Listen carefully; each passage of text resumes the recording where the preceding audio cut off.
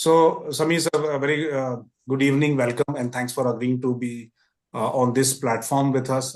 We are honored, really honored, and we have such a veteran with us. To the participants, let me introduce Samir, sir. So he's an ex-Air Force veteran, and we understand from our last webinar / online podcast with him that he helped set up Indian Air Force set up the secured network.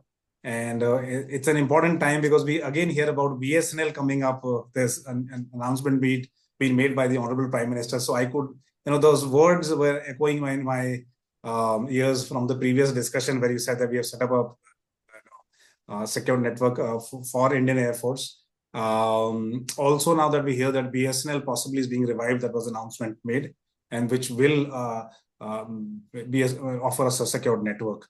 So we would also like to hear about it because it's all about cybersecurity and safety of the nation. And sir, on this platform, let me again welcome you. And I think we all must be very grateful to you for serving the nation. I think it's a great way to honor. We, as you are aware, we also want to train our Fauji members and members of the forces free of cost. So if you can help us in forming batches, at least 10-15 people, this could be done in workshop mode. I can travel, or this could be done in online mode, depending on the number of participants and how the logistics plan. But we're very happy to support our forces, whether serving or retired in whatever format. But we'll be very happy. So with this thought, welcome, sir. I think there's a very important topic. And we've been talking about the geopolitics, and I think it's getting twisted. So we have seen Air India, where a lot of threats were issued while the flight was airborne, which is, and I think the number could be anything between 30 or 50, where either Air India had to return or to land, and I'm sure as a military personnel, as an Indian Air Force, ex-Indian Air Force personally, I'm sure you understand the cost is, I think, exorbitant when you have these protocols to be followed, especially when threats have been issued. Unfortunately, then we see this incident, Air India incident, and it's the same company, unfortunately. And now I think the third incident, which we understand is on the plant itself. And this is important, especially the time when this has come, because Tata is in the process of acquiring IVECO, which is a truck manufacturing and a bus manufacturing company. In many, it owns market share of 30 to 40%. So in Europe, in Africa, in Latin America, more in Europe and Latin America than Africa. North America is only 1%, and we have not seen those kind of trucks. Bus, it is the number 2 player in Europe. So obviously, when you have global aspirations, there are chances that you'll be attacked, and it is very unfortunate that Moody's and other credit rating agencies, because there is a $2 billion or $1.5 billion loss which the company has incurred because of this cyber attack, sir, which I think the government is offering support. It is saying that will give you 5 years to pay this off, but ultimately it has gone by the Tatas. We also understand because of this development, which is very, very important. So whether you are a trader or investor or options trader, whether you do Nifty or whether you do speculative trades or whatever investment kind of trade on Tata Motors, it is important because while the credit rating has not been changed, but the outlook, which is how a rating agency sees the company, has been changed from stable to negative. And I don't see this only in the light of the financial developments or the stock market developments. I also see this in the light of geopolitical developments. So with this, the backdrop or the background, I would like to welcome you, Samir sir. Thank you very much for being here. We are honored to have you here. And last time was a wonderful engagement with you, the kind of presentation that you gave us, the quality. It was really high quality presentation. Every senior member in our group liked it. Also at Siren, it was really appreciated. So with this thought, now I would like to open the floor for discussion here. as to how do you see this, your perspective about it, and what would you like to talk about this recent event, and do you we'll have to give. I mean, I'm sure you'll have to help us explain what has happened and how can Indian companies, especially in the automotive segment, as they have global aspirations, how they can save themselves, and any agenda that comes in between. We have 4 or 5 bullet points that I will read as and when an intervention is required. So, sir, over to you. I'll put myself on mute so that there is no echo. And this is, as you understand, this is on record mode. Thank you, sir. Sure. Thank you so much, Purathan. It was wonderful coming back and delivering such a kind of innovative thought process, which unearths what's happening all around the globe actually. So I'll try and share something I have prepared on again presentation slide. So please let me know once it is visible to all of you.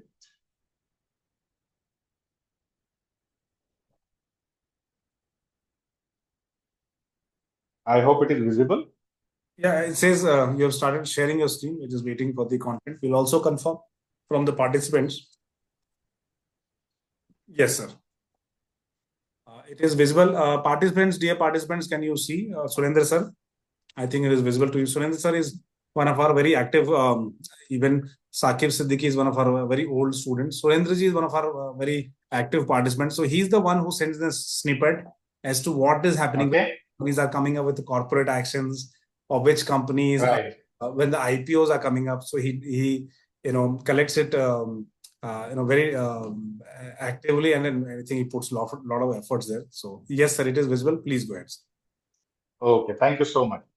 Yeah, so it is very important to know what exactly happened. So what I was given to understand that this Jaguar Land Rover incident, cybersecurity incident, what exactly happened and why it matters to all of us, be it in India or considering the global threat landscape or global geopolitics and things like that. How do we analyze it in all this perspective and then try and mitigate these kind of things going forward? That is what I'm trying to pitch it across to all of you. Now, before starting of all these things, I'll simply say this. This is actually a festival season everywhere. Navratri has started. Tata Motors have booked almost, or they have delivered almost 10,000 cars in India. On the first day of Navratri, they almost booked 70,000 of cars, right? Same is the case which is happening, probably it was happening in JLR in UK also. They were about to launch almost 75 new variants and things like that. And just one click, that's it. And the entire factory production, supply chain management, entire thing comes to a grinding halt. So it's a big wake-up call. We need to understand what exactly happened, how it happened, and then we will discuss about the other parts of it.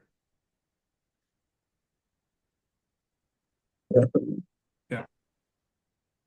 Yeah. So this is what exactly the incident unfolded.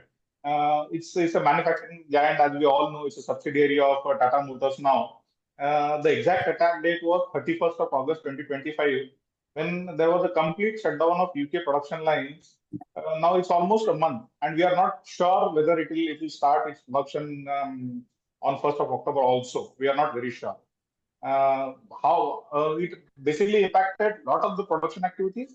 What normally UK, there are 3 factories in UK itself which produces 1,000 vehicles per day. But all these things have come to a grinding halt, right? Okay. Almost 33,000 employees were sent to home, disrupting supply chain, supporting almost close to 104,000 UK jobs. And financial losses are phenomenal. Actually, if it is put in some kind of monetary values, it's almost 50 million euros per week. And this is going to probably increase in the days to come, and it will have ripple effect. We will see to it in the subsequent presentation how it will impact the other aspects of it, right? This is what exactly it happened, right? 31st August, there was some suspicious activity detected. Initial IT compromise occurred. That is what detected. But to be very frank, subsequently it will be revealed the attackers gained access into the network almost from 2021 or 2023 onwards. And they were dormant, they were observing and things like that, right? On September 1, it started affecting the manufacturing lines, right? It was a malware which got instant access to the local area network because we will subsequently again see there is something called IT security, there is something called OT security. OT is related to manufacturing and IT is related to IT systems. So they were not segmented properly. So the entire malware affected the other systems also. And then subsequently they had to disclose it publicly on 2nd of September. That is where the actual crisis escalated, right? And then between the next week, that is from September 3 to 10, a lot of things came out. Whether it is a ransomware, there were data leaks which were reported, there were some claims which were put across by a lot of threat actors and attack vector groups and things like that, right? Subsequent to that, initially, even Jaguar Land Rover, they analyzed it and they said, okay, by 24th September, we will be able to restore it back. But we have to shut it down completely because we don't know the impact which the malware will have on all the systems, right? Whether it is supply chain system, whether it is staff, whether it is anything. And by 24th, after completely shutting down and analyzing each system, then we will restart it back. But even 24th September has gone now. From 24th September to October 1st, that is at least today, it's an ongoing shutdown. And from tomorrow onwards, they have planned phase restart plan. So let us see what it happens actually from tomorrow onwards, how it works out and things like that. But who did it? That is the most important aspect, first of all, for all of us to understand. It's a scattered lapsus dollar hunters group, right? It's a notorious hacking group, which is a collective people of different multiple groups. It's a merger of scattered spider, lapsus dollar, or shiny hunters. All these are, please mind it very carefully. These are all youngsters. In today's term, we call them Gen Z. And if from their bedrooms, if they can do all these things, God save this entire humanity, right? So probably that is what their profile is. They just claim that we are better off in hacking things like that, whether it is systems, whether it is firewalls, whether it is anything else. So we have an upper hand, and they just want to showcase that. These are all English-speaking cyber criminals. They basically target high-profile corporations. But if you happen to see their pattern, they have attacked. There was a similar kind of attack on Marks and Spencer. Again, a similarity was Marks and Spencer's backend activity was with TCS, that is Tata Group. Even for JLR, in 2023, TCS took over the digital transformation drive. But as on date, since it is under scrutiny by the UK audit departments, so not much of it is coming because how much TCS was involved, what was the scope of TCS, whether they were doing the VAPT of the IT assets and things like that, or they were only targeting digital transformation and things like that. All these things is being worked out. But then all these people, all these perpetrators, they were motivated by attacking these high-profile companies. And their main focus is on data theft and disruption, nothing else. So if you see their motive is just to have some financial gains.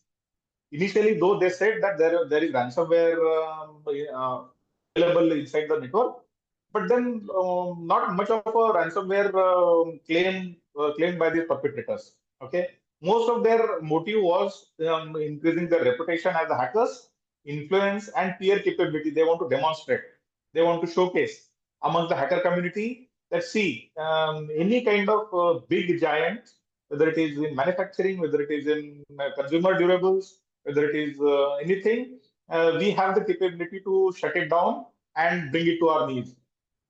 That was their motive, right? There was another problem, as Puratan rightly said, about strategic signaling and broader disruption. because Tata was spreading its fans, whether it is in other durable companies, whether it is on Jaguar Land Rover or going into the bus markets in the EU and things like that. So if we can disrupt, now we are seeing the repercussions of it. Already there is a lot of negative concerns about both Tata Motors as well as TCS. And there is a larger perspective of industrial espionage and IP value, right? So basically, what they are trying to do, their prior breaches, they say already there was a Hellcat ransomware group. They exposed JLR sensitive data, right? Source code or employee information and things like that in 2025 itself. But on those audit reportings, there was no much action taken by the company or by whosoever was doing those taking those mitigation measures, and that is what these people exploited to the fullest, right? Because they had been sitting there almost for 3 years or almost for last 3 years, so they knew exactly what is happening, who is taking action, who is not taking action, and things like that. So this is what exactly they are monitoring, and they took advantage of. Okay, they are not doing anything. Let us teach them a lesson. That kind of thing, right? So what and how they exactly the attack happened? So this is what I am trying to bring out. There was an Sir, initial one breach. question, Yeah, sure. if I may interrupt in between to just make it. Yeah, please. One is, have we underestimated the Gen Zs? Because we've been hearing all the time that Gen Z is something which does not, but I think the kind of havoc they've created. Oh, yes. The second question, sir, and possibly maybe if you have addressed in the PPD, later PPDs, then you can handle it accordingly. The second question is, this is what we hear, that they do not have any, they just want to prove it. They do not have any other apart from it. There are no financial motivation. But this is, someone is coming and telling us. The hackers have not told us. So are they, is it a propaganda of saying, that, I mean, this could also be a disguise or facade created that they are just Gen Z hackers, whereas they could have been professionally hired to create this kind of action. These are the two thoughts that come to my mind. So I'd like to maybe address it at some point in time. No, definitely. So the first thing is absolutely clear. Yes, Gen Z, what they can do, and with present LLMs power available with them, it has become that much more easier actually. Whether it is script kiddies, whether it is all these things, and they gain access to all these online resources pretty easily, and that is what is probably helping them out, which needs to be countered with the same technology. So AI only can stop it. So at the same time, the same Gen Z will only come out with the countermeasures also, right? And as far as signaling is concerned, I am already stating here that it is a strategic signaling. So somebody might be doing it. That will come out subsequently. But yes, it is targeted attacks on a particular business entity who are trying to maybe come into EU or coming from some other places and trying to disrupt the business processes there and things like that. So you never know. So all these things will come out subsequently. But as of now, it is just that all the Gen Zs were trying to play around with it, and they got the hack of it. But as you rightly said, they were there dormant for almost 3 years. So it can't be that it is just to showcase only. So there is, as I'm saying, it's a targeted attack given by some people to these Gen Z people, right? So that is what my understanding or my reading is. Right, sir. Right. So what exactly happened? This is what is very interesting to know. So initially, the initial breach, the attackers used stolen Jira credentials. Jira is the productivity suite from a company, Altacian, which is an Australian company. So they were having initially the ERP system running in JLR, right? Subsequently, through TCS, what happened, nobody knows. But there was no audit done of all these admin credentials from the old Jira productivity suite. That was still persistent. and they had harvested the passwords through InfoStealer malware, right?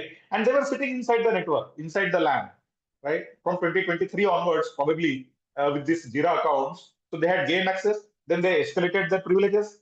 So there is privilege escalation. And then they were all over the places, because subsequently you will get to know that there was no segmentation also. So they could roam around freely in the entire network, be it information technology network or be it operational technology network. So be it manufacturing or be it IT systems like supply chain management or other systems, they could roam around freely with this initial breach. And they maintained that persistent access throughout, like gain persistent remote access through sophisticated malware. So they want to highlight, right? So like Silver C2, these are all sophisticated malwares, which aims to maintain the access. So once you get the access, without the knowledge of the people who are monitoring it, so it remains dormant. It keeps monitoring. It keeps sending to the command and control center across their networks, and then you'll keep monitoring it. So that is what is persistent access means, right? So what they exploited basically, so there were legacy manufacturing IT systems. So as you see, even today in manufacturing sector, they still work with Windows 7. Or I have seen in some of the systems, they still work with Windows XP, right? So Windows XP and Windows 7 has gone. Microsoft has stopped their support, and nobody knows how to plug the loopholes or things like that. So once the hackers were inside, they were knowing everything, every vulnerability, they could roam around freely. So they exploited all these legacy manufacturing IT systems, right? To cripple the manufacturing basically. So initially we thought it was only the IT system, the supply chain management and the system which was ordering, delivery and things like that, that network was crippled. But no, they have crippled the entire manufacturing systems also. So when in a manufacturing unit, when they require some particular spare part to build that unit, and that unit is not available on that particular time, then they can't proceed. So that is how the manufacturing life cycle was crippled, right? And the interconnected just-in-time supply chain, halting the entire production lines. So this is what exactly they did throughout the system. Now, this is what exactly typically a LAN looks like. It's a pictorial representation, I would say. So a lot of systems were interconnected. And on one of the systems, the Jira software was still loaded along with its credentials. And these were admin credentials. So there was no segmentation at all. Segmentation means, let us say for sales, I can create a segmentation. For marketing, I can create segmentation. For supply chain or for OT, we can create different segments, so that even if an attacker or hacker gets access to one particular portion of a segment, he does not get access to other parts. But unfortunately, in this system, there was no segmentation at all. Okay, so there was poor segmentation. The OT systems, that manufacturing production lines, were all connected to the same system. And once the hackers were inside, they could take almost everything: internal documentation, source code, intellectual property, employee data, customer information, everything they exfiltrated. That is what they have claimed in lots of Telegram channels also, right? And it is very interesting to know Telegram or WhatsApp or all these people like Meta people, they claim that if they find any such a nefarious activity or malicious activity, they take down the channel. But these people are so genned up, so they close that channel. Again, the same people, 33,000 people join another channel. So that is what is the beauty of probably social media, which they are exploiting to the fullest, right? So they that's how they keep interacting with each other and keep bragging about what they have done and how, and they pass on this also. Like somebody must have got the Jira credentials maybe in 2023. They passed on to the different group. That group passed on to somebody else, and that is how probably it was there inside that group. And that is what is the major problem or worrisome state for all of us to monitor, right? Then there was absence of regular credential audits. Now, this is what you should do periodically. That is almost probably like if I can quote, you should theoretically do every month, but then depending on your sensitivity of the data, your expanse of the business and things like that, you can do maybe once in a quarter at least, right? So there was no identity lifecycle management there. So if during that audit, if you find out, yeah, who are these jokers who are sitting there, which are these user access elements, what are their privileges, why are they still given privileges, and why don't we throw them out? If you could have done that, they could have done that, then probably all these things wouldn't have happened. So there was complete absence of credential audits, right? Segmentation, I had been talking this, there was no segmentation at all. Then another very, very important aspect is there was lack of continuous monitoring. Nobody was monitoring what is happening, where it is happening, and how it is happening. And that is why probably when they wanted to shut down, otherwise, normally what happens is you shut down only that element, monitor the systems, and phase manner may you restart it again. But in this case, they didn't know what is happening across the spectrum because they were not monitoring at all, right? So, and what basically JLR's IT systems, they allowed external suppliers privilege, right? It's a textbook digital supply chain failure. So in cybersecurity parlance, we have a MITRE attack framework, right? It's a classic framework which tells how an attack is planned by the hackers, and there is a MITRE defend framework also to defend against that. Okay, and these people, they followed textbook MITRE attack framework. They got the initial access, they persisted, then they did privilege escalation, then they gained access into different segments of the network, whether it is IT security, OT security, and things like that. And thereafter, they played havoc. When they knew that they can do something, initially they tried to probably tell the people, but they said, okay, nothing is going to happen because that was revealed when some other agency told JLR earlier in 2025 that there are some vulnerabilities and they didn't take any action. That's the time these people got emboldened, and then they took this drastic step of disrupting the operations, right? What are the human and financial toll? As I had already covered, almost 33,000 employees were affected. They were all JLR workers sent home during shutdown. Now, UK government has come out that probably will work out something on furlough system for all of them to protect their jobs and things like that. The most worrisome problem is the supply chain jobs, right? A factory normally doesn't work on its own. So there are a lot of spare parts, lot of smaller parts which are got from different agencies, and then they are built over, right? So all these smaller supply chain groups, they were the worst affected. Weekly loss, it's almost estimated to 50 million euros that we have already covered. But then a lot of smaller suppliers, there were permanent closures also. They are also approaching the UK government to bail them out. The UK government, as of now, they have acknowledged there's a significant impact on the automotive supply chain, and they're exploring measures as of now, whether it is furlough, whether it is bailing out all the all the small suppliers, all the smaller manufacturers and things like that who are supporting JLR. Right? Let us see what is going to happen. So they are still in discussions. So what is its impact on Tata Motors?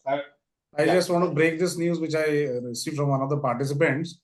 Japan's largest brewery has come under cyber attack as you speak. And, is it? And it says 7 a.m. So I don't know. So the news has just come to now. So it's us, at least Indians, it's a breaking news because I did not heard anyone speak about this news. So it's like only on India, but anyone who collaborates with India, I think. Yeah, let us see. So a lot of things are happening. So it is no more IT domain as of now. Correct. So coming back, that they have. Sorry, I'm interrupting you. Yeah, please. About these, I think it's a loop that I mean, really mind-boggling that a company which is backed by such a large, huge IT infrastructure company with hundreds and thousands of people spread across, could have Yes. loopholes where they've been sitting inside their system for the last 3 years and no audit has been really Absolutely. really blows And my. let me break this out to you. That this is the case with a lot of other agencies. I can tell you that. Oh my God. Being in this corporate world at least for a year now, out of Air Force now, and I'm receiving lot of these things from different sources. So there are a lot of things which are required in urgency. That is where I'm looking at to help out companies and things like that. Uh, like segmentation and all, there is no awareness about segmentation at all in the first place. There is no awareness about identity lifecycle management. There is no awareness of compliance check, right? Had they been maybe ISO 27000 certified or compliant organization, then at least that standard framework brings out some audit steps and things like that. But nobody is caring about it. That's how I look at it. I see. So you're saying that these companies also don't have the standard international certifications, because coming from the, No, they don't.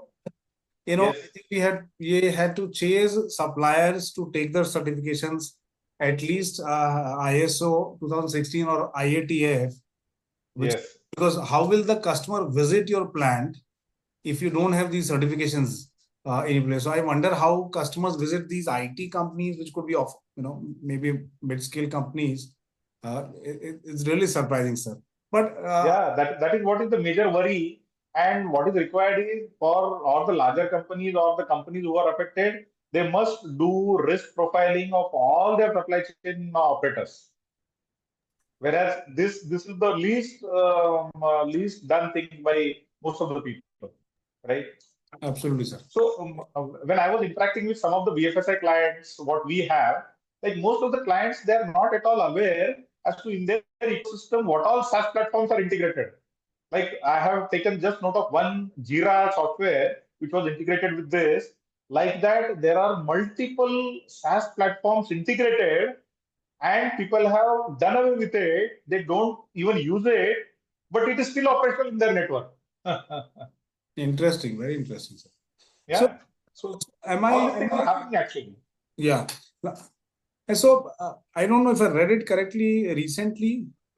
Do you think correctly that I read somewhere that the government might be thinking of, or maybe there's some mandate on the IT audit side of it, or is it only for a certain scale? No, you're absolutely right. Mm. The government of India, through CERT-In, has issued the guidelines that all the companies, as of now, they have restricted it to listed companies, okay, on SEBI or IFSC listed companies, to do yearly audit at least, right?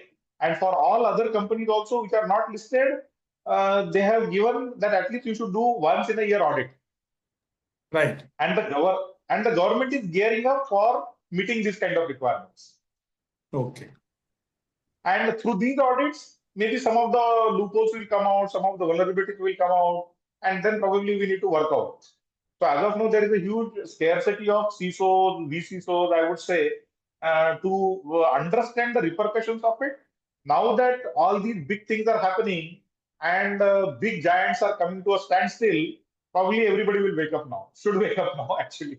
I think so. It's a wake-up call, but that Yes, is too costly, I think. $2 I know it is too costly. billion and rating, not a rating downgrade, but an outlook change from the rating agencies, which is, Yes, yes, very true. in short, it So, because it is a part of Nifty. It also, anyways, the mood is all negative around. And yes, so very just true. waiting for a bearish outlook for the market. These guys, for the last 3 years, they've been waiting that when the global market gets into a negative. And also, it is important because this is just prior to a lot of news actually. So I think there's Correct, correct.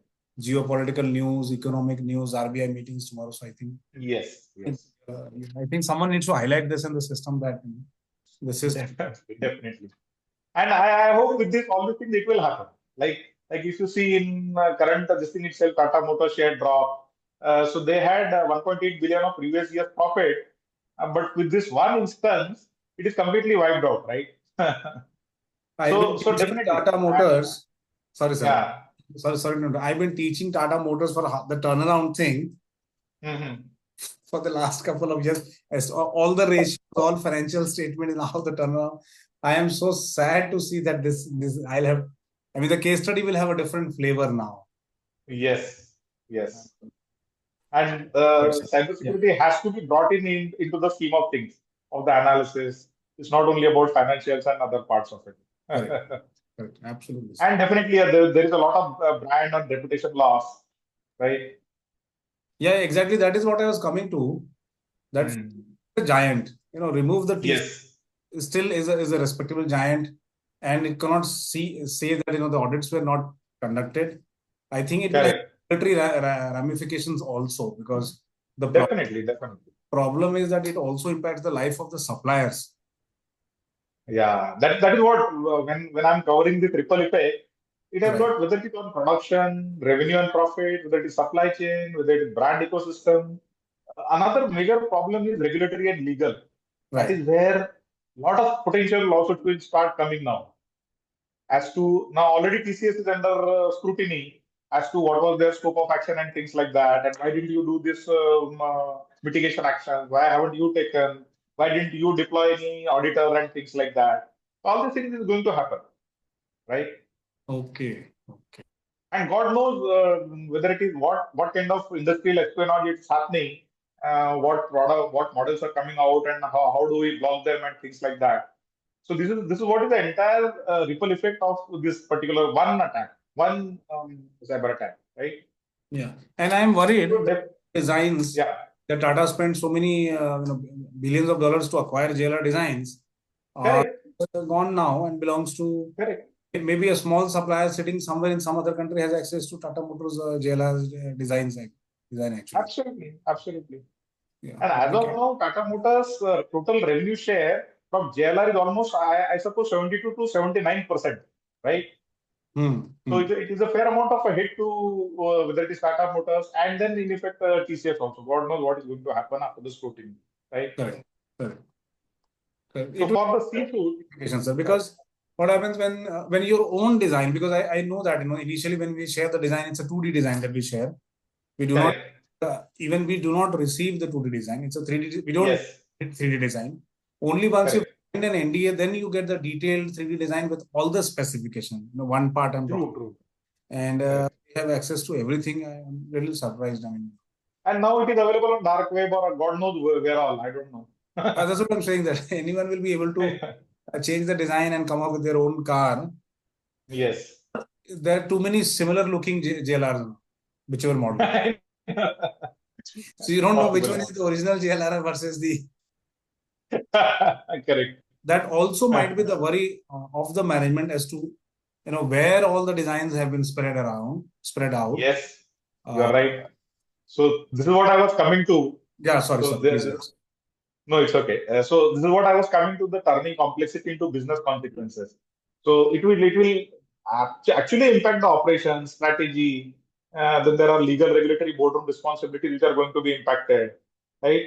There is a brand and customer loyalty also. A lot of customers are waiting for their turn, and now they are told that no, your car will not be available now, will not be available, or the spares which are required to repair them are not available, right? It's a big loss to them, right? And the most important message which is going to the internal talent and organizational health, actually. God knows what is going to happen.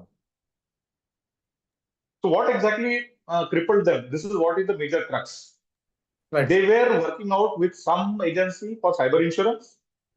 They were into the talks, but unfortunately, before that could get materialized, the hackers or perpetrators did their job.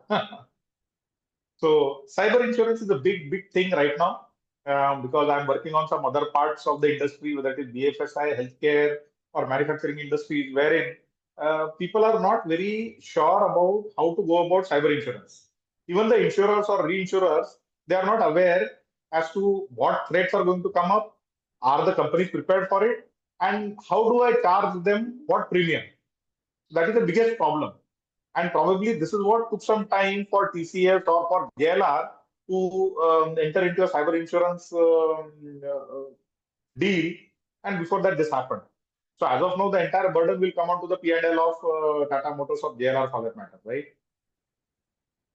The supply chain ecosystem, it has become entirely fragile, right? And most worrisome part is exposure of key leaders.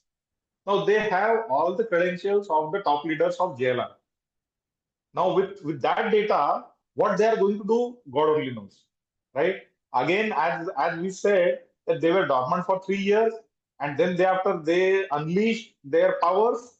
Now, similarly, now they have the top leaders' credentials with them.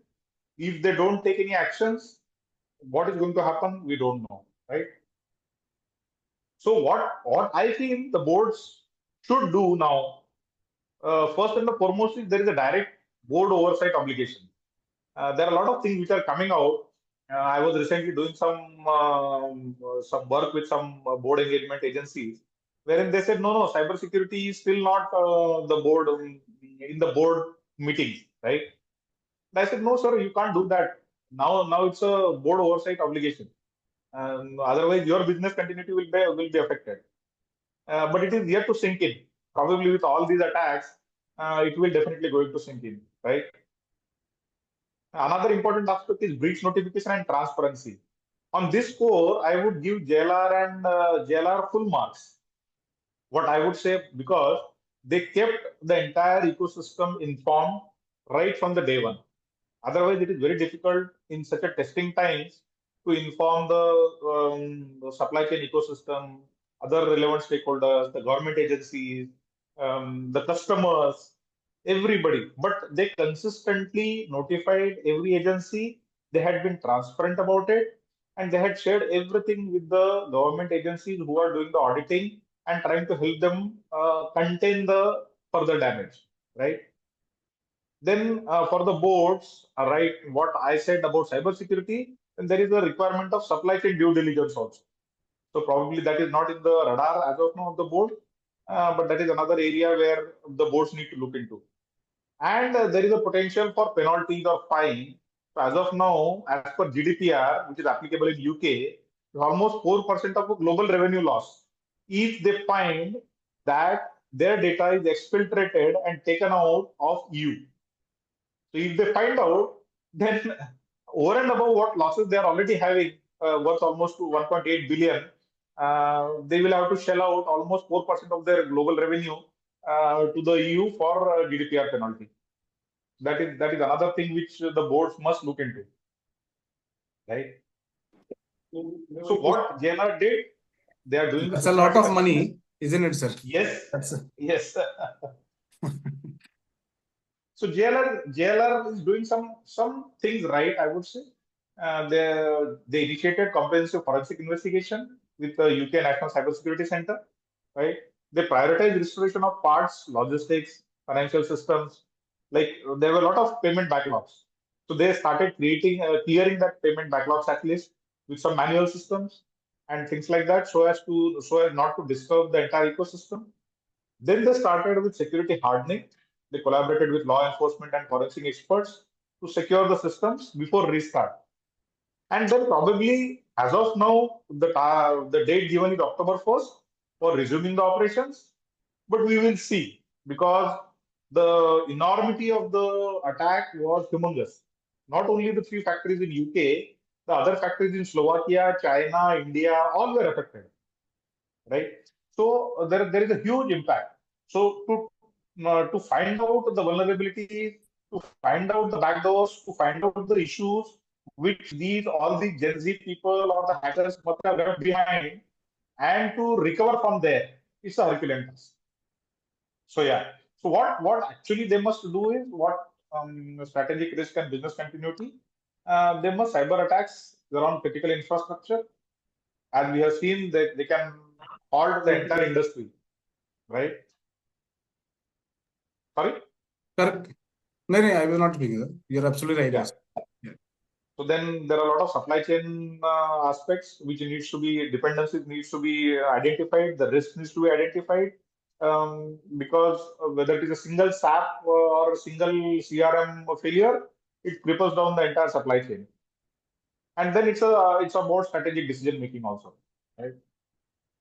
So, having understood what has happened, how it happened, who did it, and things like that, as per my analysis, these are the 6 pillars which are required for protecting future such incidents, right? The first pillar is identity lifecycle management. Every organization must do identity lifecycle management. They must audit their users, their SaaS platforms, which are the users, which are the dormant users, what are the privileges given to them, have multiple roles, don't have a single person having lot of credentials or advanced privileges and things like that. And so that is first is identity lifecycle management. Second pillar is network segmentation and asset isolation. In this clear case, IT and OT has to be separated. There is no doubt about it, right? Because OT is mostly with legacy systems, and IT is they are growing up, but even that has to be protected. So once we do the network segmentation and try to create barriers or air gap, then at least the impact will not be so much. So as of now, the entire ecosystem, whether it is production, delivery, supply chain, receipts, payments, everything got affected. So at least with network segmentation, we can avoid that. Then there is a requirement of supply chain cyber audits. We must go to the supplier chains, suppliers, try to make them understand, make them aware about the cyber issues, make them also aware about the pitfalls and impacts of what is going to happen if there is one leak. Like the weakest link is that person who doesn't understand or who is not aware. So that is the third pillar, which is supply chain cyber audits. Then fourth important pillar, which normally gets ignored everywhere, it is incident response and business continuity readiness. You should have continuous monitoring, try to identify what are the incidents which are coming, respond to them, have some playbooks, have some exercises, red team, blue team exercises, so as to prepare your team for handling any of such contingencies and containment, right? Then the fifth important pillar is about zero trust. A lot of things have been talked about zero trust network architecture, ZTNA, but hardly anybody is working on it, right? And last important pillar is about collaboration. So there is a requirement of collaborating for threat intelligence sharing. There is a requirement of collaboration in understanding the ecosystems, whether it is IT ecosystem, OT ecosystems, what are the threat landscapes, which are the domains which are getting affected. So now if you know all the systems of TCS origin or TCS involved things are getting attacked, then we know which are the next targets. So we can start protecting them. So that kind of collaboration needs to be worked out. So as per my assessment, these are the 6 pillars which are required to prevent future such as cyber attacks, whether it is manufacturing domain, automotive sector, or any other sector for that matter. But in particular, definitely for the automotive sector. Right? Apart from that, there are a lot of other ways also. There is operational integration. Like you have to integrate cybersecurity into operational strategy. So it is not just IT. It has to be HR, supply chain management, logistics, account, operations. Everybody has to play the ball, right? Next important thing is to deploy emerging technologies. Now, a lot of AI-driven threat detection, anomaly detection, user behavior analytics, DLP solutions are available, or blockchain for smart contract managements are available. So, if we exploit these emerging technologies, definitely the containment can be easier, right? Then there is a lot of need for strengthening the supplier cybersecurity standards. There are standards available, but again, there is no, I would say, lack of awareness and compliance to all of them. And most importantly, board has to prioritize cyber risk as a core business risk. That is the worst thing which is going to happen now onwards, right? So it is not just a boredom priority, right? It's a wake up call. As I've been telling this, so this JLR cyber attack proves that they can disrupt most established global manufacturers. Be it JLR, about 2023, the same thing happened with Toyota. Though Toyota recovered in one day, but again Toyota was attacked. In 2020, Honda was attacked. In 2017, even the Nielsen was attacked. So yeah, it is growing, but it's a strong wake-up call now. The earlier recovery was just within either a day or a week maximum, but this time it's already a month, and we don't know when the recovery will start, right? Then most important leadership imperative is about appointing board-level cyber champions. We need the people in board to be cyber champions. They should be briefed periodically about the threat landscape. They should be briefed about the key incidents that are happening across. They should be briefed about the cyber investments which the company is doing so that they can take informed decisions going forward, right? And going forward, there is a requirement of empowering CISOs. So set clear KPIs, then involve all stakeholders, right? So with all these things, what I feel is let's turn this crisis into an opportunity for resilience and innovation.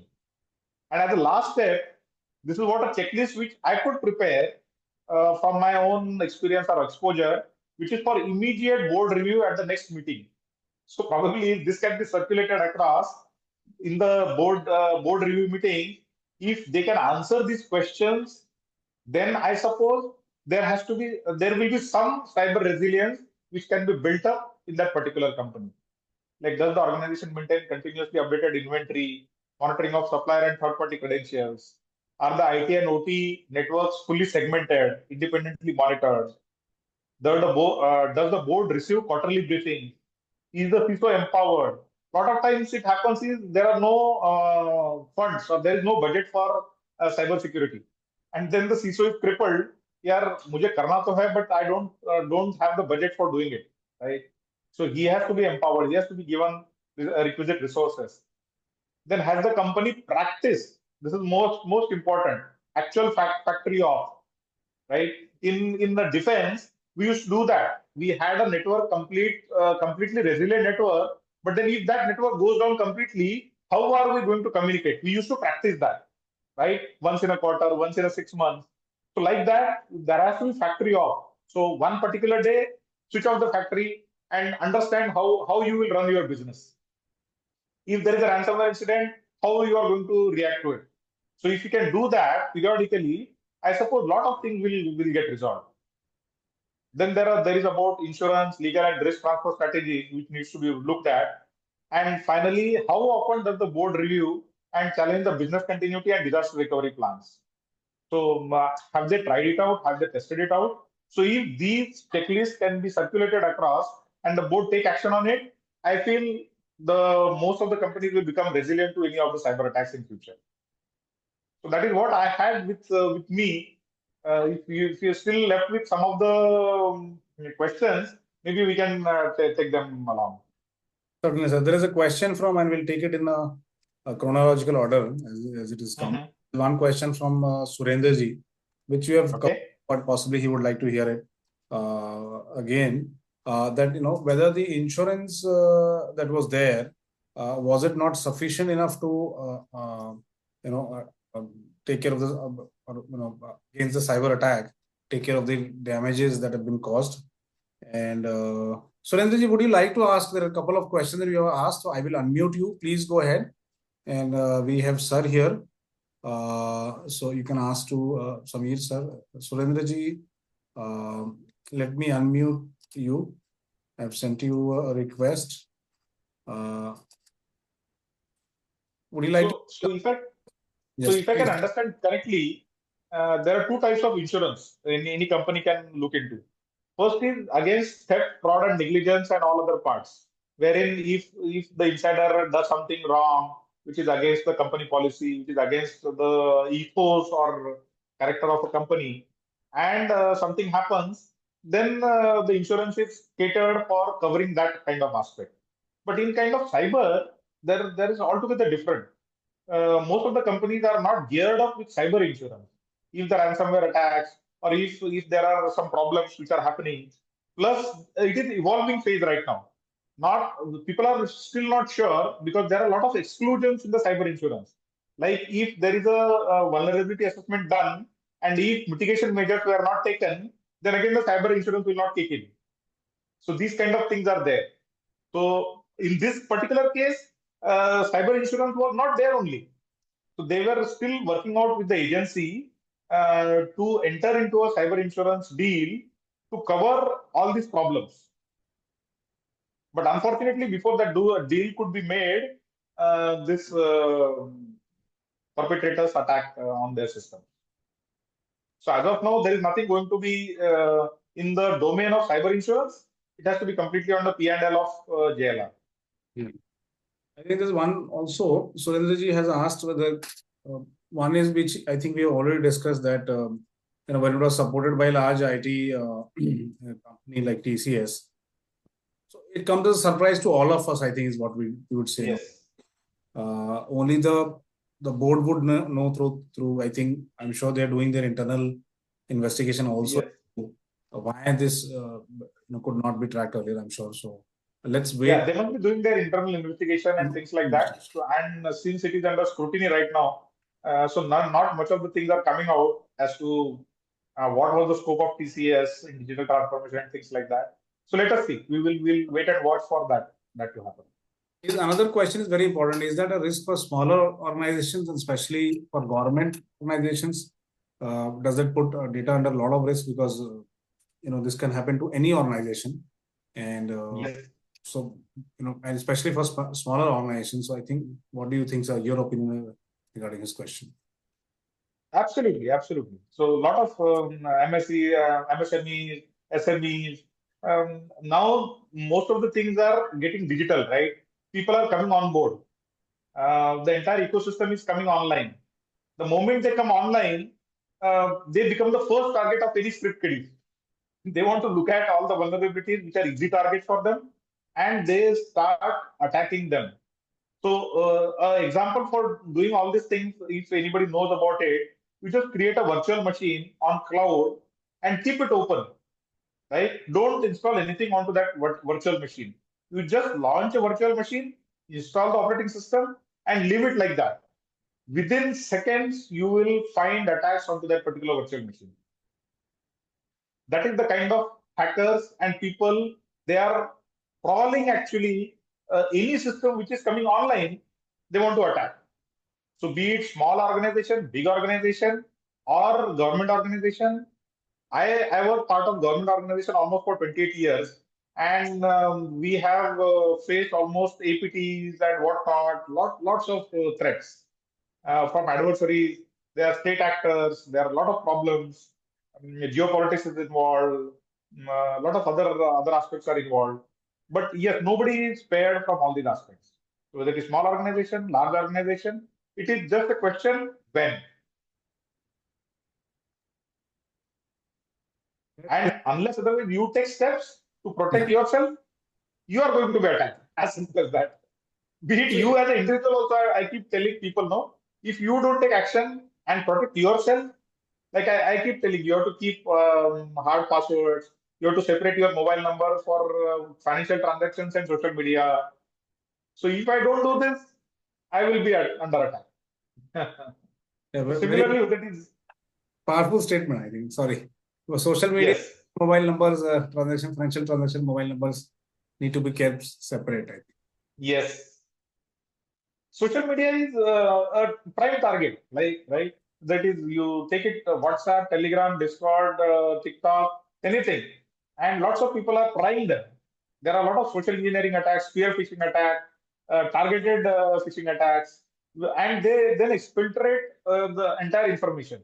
Now we say that in Meta, my information is safe, but then all your PAN card, Aadhaar card, everything is there in that chat. So everything is gone. So whatever mobile number is linked to your financial transactions, your Aadhaar card, that should be completely separate. Preferably keep it in a standard phone called like Nokia 3310, that kind of thing. But keep it separate. Don't disclose it, that kind of thing. I am seeing a revival of Nokia 3310. Yes. I was on Nokia 3310 till last year. And one of my recent visits, I saw one of the persons, he was using a very small phone for 2000 rupees. Yes. And he was not distracted. He was the one who was enjoying the conversation the most. Absolutely. I think time has come when Nokia could possibly revive. Correct. Saqib ji has a question, sir, and then we'll also understand Yes. questions as to Saqib ji. Would you like to unmute yourself and go ahead and ask your question? I think yours is an important. Yeah, Yes. yeah, Saviji, thank you for this presentation. And Yes. Puratanji, this is a great presentation. And yes, my question was really, see, I actually have around almost 32 years of corporate experience, which also includes handling a project at PMO's office when Okay. Sri Vajpayee was a prime minister. Okay. And then in Middle East, almost 15, 16 years. So I was working with an organization and I was a part of this strategy team. Okay, and we used to work with a lot of SaaS. In fact, I have handheld one of the SaaS organization, which was listed in NASDAQ, so in UAE. And what I felt was, as I've written also in my chat, that in SaaS, the most vulnerable part is that SaaS has, it's all dependent on apps. So the moment Correct. you use third-party app, okay, because they say that they have got an data security contract and security risk contract, but actually as an organization, just to ensure that we optimize cost instead of having an enterprise solution, we take SaaS, but then it is hugely vulnerable. So Yes. we had voice solutions, and in fact, we were at one point time, we were working with 33 startups within India and globally. Okay. Correct. So a lot of time we used to spend auditing them. Okay. So Yes. then what we did was, we had a lot of problems using, cloud as a solution or, data storage. Then, and we had a very, very strong IT team, network team, and we also have data lab which does a lot of things for e-commerce and data. So data was very important for us. Okay, my CEO happens to be an ex-DRDO and working with Shri Abdul Kalam. Okay. Okay. So security was a lot of concern for us. So what we Right. did was, and personally myself, actually an ISO auditor. So my Right. certification is from CIA, Confederation of Indian Industries. Okay. So we actually adopted on-premise servers. So instead of going for enterprise, which obviously was cost for us. Okay. So we did that. We actually adopted, SaaS and on-premise, but your third-party and startups. But we ensured that we use on-premise servers a lot, and then audit was very, very important for us. So we just, because Absolutely. normally I have seen, because I was I should handle audits in India also, quality management system. Just as you correctly said and you mentioned in your presentation, a very, very important part, that the meetings, the minutes of the meetings is just drafted and nobody ensures that, it is down the line. Correct. Because my project in CII, when I was doing my ISO, was auditing CEO. So what was it that, you just go to the CEO and ask, what is his vision and mission? Then you go Absolutely. down to the lowest strata of the employees and see whether that vision and mission is transferred and towards the lowest, person in the organization. So this is what I feel, and today, with these kind of cyber crime happening. In fact, I had attended one cyber crime, presentation in Nikkei in Japan. They were also concerned, hugely concerned. It was basically all government organizations which had participated.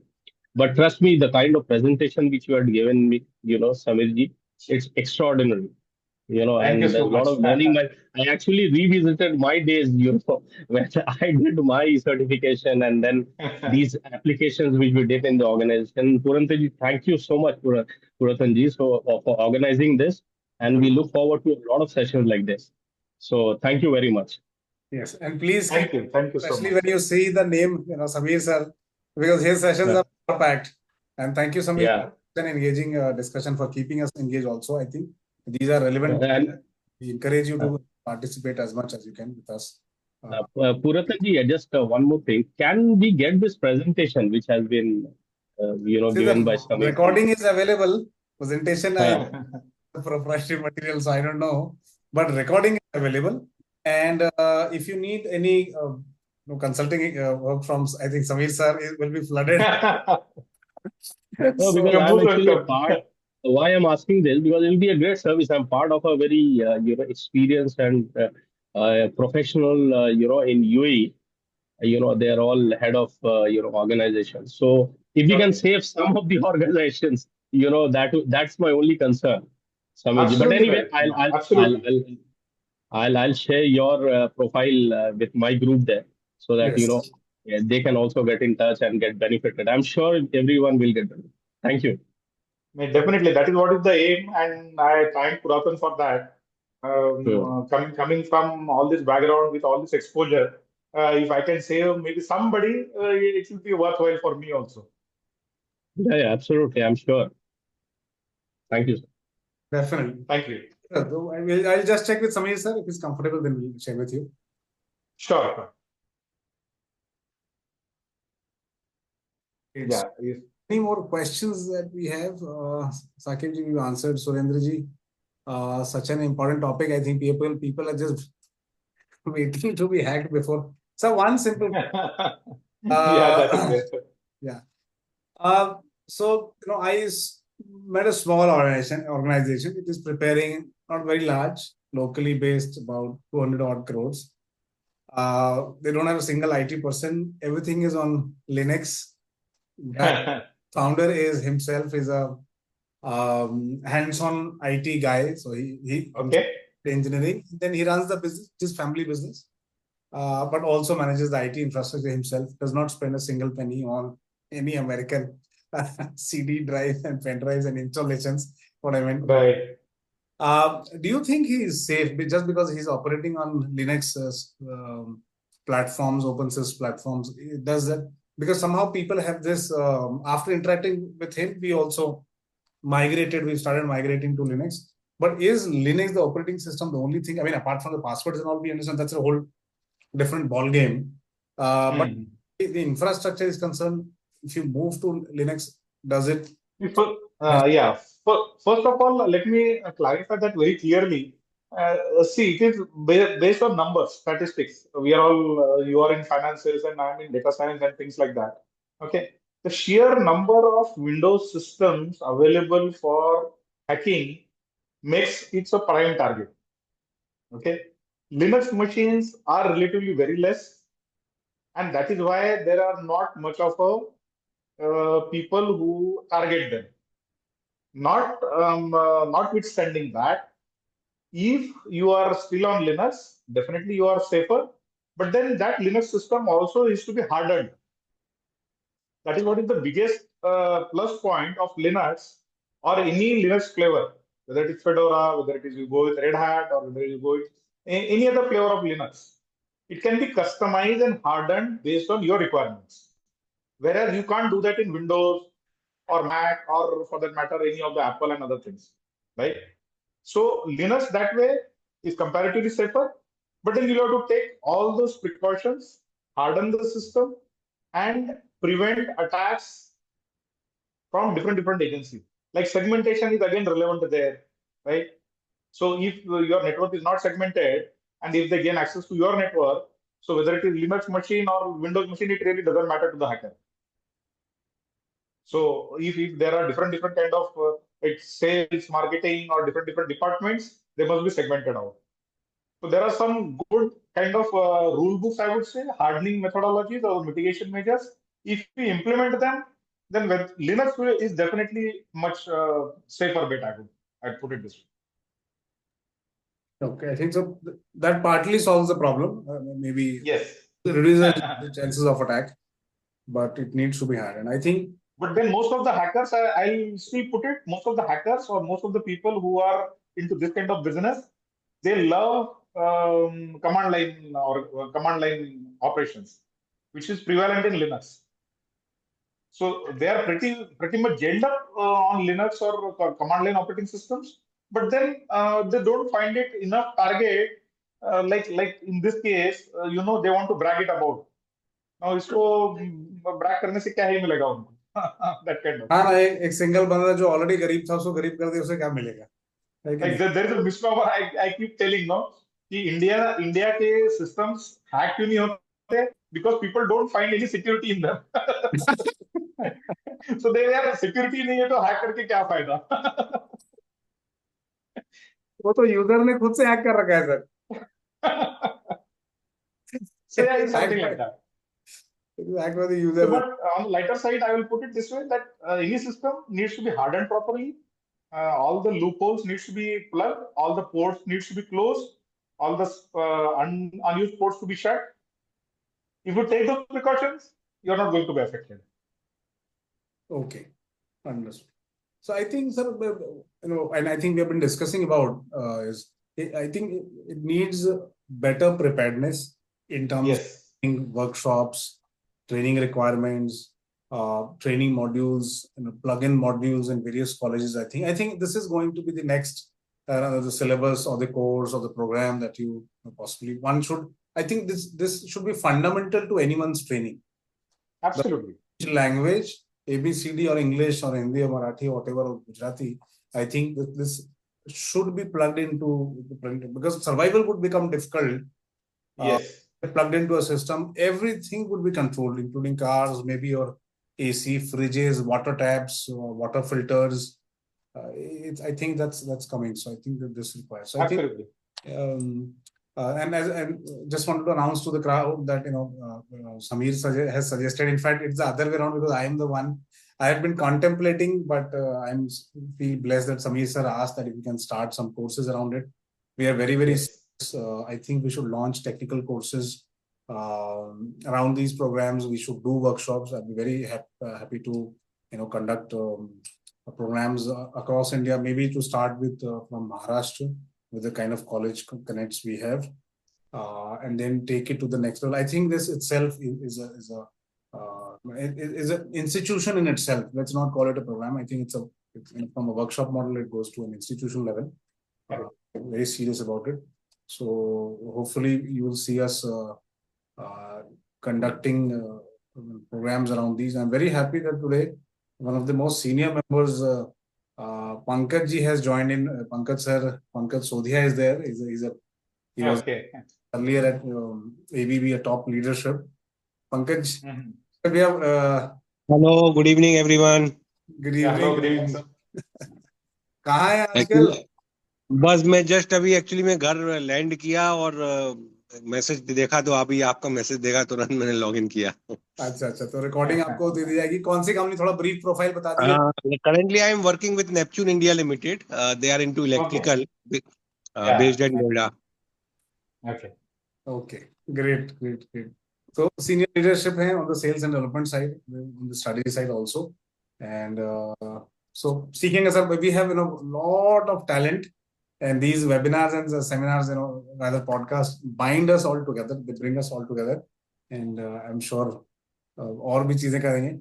So sir, with this I think it's already almost 9. पता ही नहीं चला.